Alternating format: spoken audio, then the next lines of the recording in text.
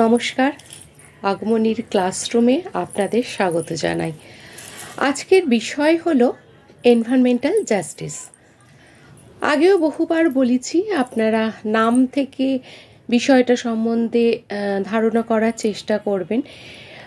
তো environmental justice থেকেই বুঝতে পাচ্ছেন, এখানটাকে আমরা যদি স্প্লিট করে নিই তাহলেই আপনারা আরও ভালো করে বুঝতে পারবেন। এনভায়রনমেন্টাল মানে হচ্ছে পরিবেশীয়, আর জাস্টিস ন্যায় বিচার, অর্থাৎ পরিবেশীয় ন্যায় বিচার। তার মানে এ থেকে বুঝতে হবে যে পরিবেশের প্রতি কোথাও একটা অন্যায় হচ্ছে, সেই অন্যায়ের প্রতিবাদের জন্য আমাদের কিন্তু এই বিষয়টাতে ফোকাস করা। তো এই পরিবেশীয় যে অন্যায়গুলো, সেগুলো কিন্তু শুধুমাত্র কোনো নির্দিষ্ট দেশের নয়, সারা পৃথিবীতে এই অন্যায়টা কিন্তু হয়ে চলেছে।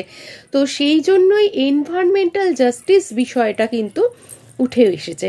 এনভায়রনমেন্টাল জাস্টিস শব্দটি প্রথম ব্যবহার করেন ডক্টর রবার্ট বুলার্ড।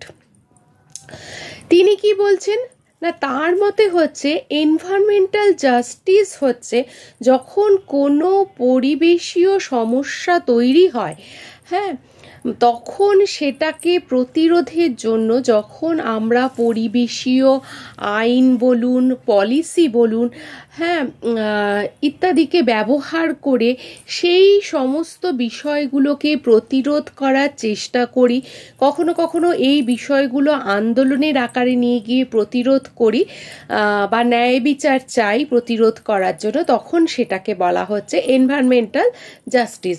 যেমন ধরুন যে কোথাও বায়ু দূষণ হলো, সেক্ষেত্রে কি হবে যে সর্বস্তরের মানুষ সাফার করবেন। তো সেক্ষেত্রে আমরা কি করব, একটা আন্দোলনের সম্মুখীন আমাদের হতেই হবে। তো বা ধরুন খাদ্যের আকাল দেখা দিল। তো এইগুলো হচ্ছে একটা একটা করে পরিবেশীয় সমস্যা, যেগুলো থেকে কিন্তু মুক্তি পাওয়ার জন্যই আমাদের এই ন্যায় বিচারের প্রয়োজন। তো এটাকে আমরা সিম্পলি তিনটে ভাগে ক্লাসিফাই করতে পারি। একটা হচ্ছে ডিস্ট্রিবিউটিভ জাস্টিস, একটা হচ্ছে প্রসিডিউরাল জাস্টিস, একটা হচ্ছে সেন্স অফ জাস্টিস। অর্থাৎ কি যে না, একটা হচ্ছে বন্টনগত সমস্যা থেকে, অর্থাৎ পরিবেশীয় সম্পদ বন্টন, এ বিষয়ে আমার একটা ভিডিও আছে, আপনারা দেখে নেবেন, প্রাকৃতিক সম্পদের বিষয়। তো সেক্ষেত্রে বলবো যে যারা আমার এই ভিডিওগুলো আগের গুলো দেখেননি, তো আমার এই কথাগুলোর সাথে লিঙ্ক করতে তাদের একটু প্রবলেম হচ্ছে, তো প্লিজ চ্যানেলটাকে সাবস্ক্রাইব করে নিন, করে আমার আগের ভিডিওগুলো দেখুন, তাহলে লিঙ্ক করতে সুবিধা হবে। এবং বেল আইকন টাকে প্রেস করে নিন, তাহলে আপনার নোটিফিকেশান এসে যাবে, তো কোনো অসুবিধা হবে না বিষয়গুলো জানতে। তারপরে হচ্ছে যে কিছু প্রথাগত কারণে জন্য ন্যায় বিচার চাওয়া, বা এই ন্যায় বিচারের বিষয়টা সেন্স করা বা সংবেদনশীলতার সাথে চাওয়া। তো এইগুলো হচ্ছে সমস্ত এনভায়রনমেন্টাল জাস্টিসের টাইপ বলুন, ক্লাসিফিকেশন বলুন, যে ভাষায় বলুন। এবার হচ্ছে এনভায়রনমেন্টাল জাস্টিসের প্রয়োজনীয়তা কেন। এনভায়রনমেন্টাল জাস্টিসের প্রয়োজনীয়তা হচ্ছে যে আমাদের পরিবেশ যখন ভীষণভাবে ক্ষতিগ্রস্ত হয় বা পরিবেশীয় সম্পদগুলো ভীষণভাবে ক্ষতিগ্রস্ত হয়, তখন সেগুলো রক্ষা করার প্রয়োজনীয়তা দেখা দেয়। কারণ না হলে সেগুলো ফুরিয়ে গেলে কিন্তু আমরা জীবকুল একদম নিঃশেষ হয়ে যাব। তাই জীবকুলকে বাঁচানোর জন্য বিভিন্ন পরিবেশীয় আইন, পলিসি, এগুলোকে ব্যবহার করে আমরা কিন্তু এনভায়রনমেন্টাল জাস্টিসটাকে এগিয়ে নিয়ে যেতে পারি, জাস্টিসের বিষয়টাকে এগিয়ে নিয়ে যেতে পারি, বা একটা মুভমেন্টের সূচনা করতে পারি। মুভমেন্ট বলতে আরও একবার বলে দিচ্ছি, ওই আগে আমার একটা ভিডিও আছে এনভায়রনমেন্টাল মুভমেন্টের ওপর, তো সেটা প্লিজ ওই চ্যানেলটা সাবস্ক্রাইব করে আগে একটু দেখে নেবেন, তাহলে আপনাদের লিঙ্ক করতে সুবিধা হবে। তো এটা হচ্ছে এনভায়রনমেন্টাল জাস্টিসের প্রয়োজনীয়তা। তারপরের বিষয়টা আসি যে প্রিন্সিপাল, অর্থাৎ নীতি কি।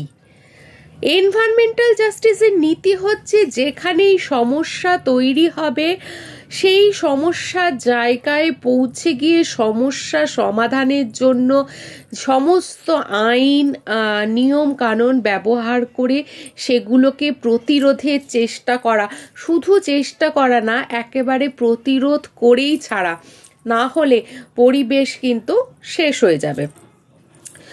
এবার আসি বৈশিষ্ট্য। বৈশিষ্ট্য কি না, বৈশিষ্ট্য হচ্ছে যে এনভায়রনমেন্টাল জাস্টিসের বৈশিষ্ট্যগুলো অনেকটাই কিন্তু এনভায়রনমেন্টাল মুভমেন্টের মতো, অর্থাৎ এখানে কোনো হিংসার বিষয় নেই, একেবারেই অহিংস ভাবে বিষয়টা দেখা হয়। সমস্ত লজ রুলস রেগুলেশনস এগুলো মেনটেন করে চলা হয়। এক্ষেত্রে যাতে যত তাড়াতাড়ি সম্ভব তত তাড়াতাড়ি সমস্যা সমাধানের চেষ্টা করা হয়, নাহলে দীর্ঘ সময় যাওয়াতে কিন্তু পরিবেশের সর্বনাশ হয়ে যাবে, ফলে জীবগুলো কিন্তু একেবারে নিঃশেষ হয়ে যাবে। এছাড়া পরিবেশের সঙ্গে আর্থসামাজিক বিষয়টাও জড়িত, তো সেগুলোও কিন্তু ভীষণভাবে ক্ষতিগ্রস্ত হবে। তাই পরিবেশীয় ন্যায় বিচার তা কিন্তু একেবারেই পরিবেশীয় আন্দোলনের সঙ্গে ওতপ্রোতভাবে জড়িত। তাই প্লিজ পরিবেশকে রক্ষা করতে পরিবেশীয় আন্দোলন তৈরি করুন, পরিবেশীয় ন্যায় বিচারের সামিল হন। এই বিষয়গুলোতে কিন্তু আপনারা উদ্যোগী হন। আমরা কিছুদিন আগেই ভীষণ রকম জাস্টিসের সুরে গলা মিলিয়েছি, তো পরিবেশকে রক্ষার ক্ষেত্রেও কিন্তু একইভাবে গলা মেলান, যাতে পরিবেশকে ভালো রাখা যায়। এনভায়রনমেন্টাল জাস্টিস চান যাতে আমরা ভালো থাকি, আমাদের আগামী প্রজন্ম ভালো থাকে। তো আমাদের ভালো থাকা এবং আগামী প্রজন্মের ভালো থাকার জন্য যা যা করতে হয় আমাদের পজিটিভ কাজ, সমস্ত কিছুই আমার মনে হয় আমাদের সম্মিলিতভাবে করা উচিত। তাই যদি আপনাদের মনে হয় যে এবার জাস্টিস চাওয়ার সময় এসেছে, হ্যাঁ, তাহলে অবশ্যই প্রতিবাদে গর্জে উঠুন, এই ভিডিওটাকে শেয়ার করুন, সকলকে সচেতন করুন। কোথাও কোনো রকম ধরুন কোনো গাড়ি প্রচণ্ড কালো ধোঁয়া উৎপন্ন করে যাচ্ছে, তো সেই গাড়িকে স্পট ধরে ট্রাফিক পুলিশের সঙ্গে কথা বলে নিয়ে সে গাড়িকে আটকে তার ব্যবস্থা করুন। কোনো নোংরা আবর্জনা বাড়ির কাছে বা এলাকায় জমা হয়ে থাকলে পৌরসভার সাথে কথা বলে সেগুলোকে পরিষ্কার করে যথাযথ বিচার করুন। কোনো কলকারখানা যদি একইভাবে দূষণ করে বা বর্জ্য উৎপাদন করে দূষণ করে বা অন্য কোনোভাবে দূষণ করে, যেভাবেই করুক না কেন, সেটা যদি হয় তাহলে সেই কলকারখানার মালিকের সাথে সমবেতভাবে সবাই মিলে কথা বলে বিষয়টা থেকে বেরিয়ে আসার চেষ্টা করুন। তো সুতরাং যখনই পরিবেশীয় সমস্যা দেখবেন তখনই জাস্টিসের জন্য কিন্তু লড়বেন এবং সেই সমস্ত সমস্যাগুলো কিন্তু অবশ্যই সমাধান করবেন এবং সম্মিলিত সুরে কিন্তু কথা বলবেন জাস্টিসের জন্য। তাই পরিবেশকে ভালো রাখার খাতিরে সজাগ হন, সচেতন হন এবং পরিবেশকে অবশ্যই বাঁচিয়ে রাখুন।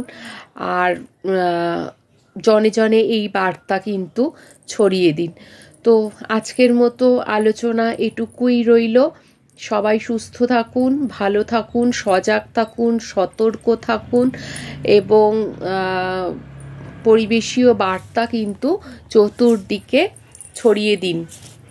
তো আশা করি আমি আপনাদের কে উদ্যোগী করতে পারলাম, এই আশা নিয়ে আজকে এই ভিডিওটা এখানেই শেষ করছি। নমস্কার, ভালো থাকবেন।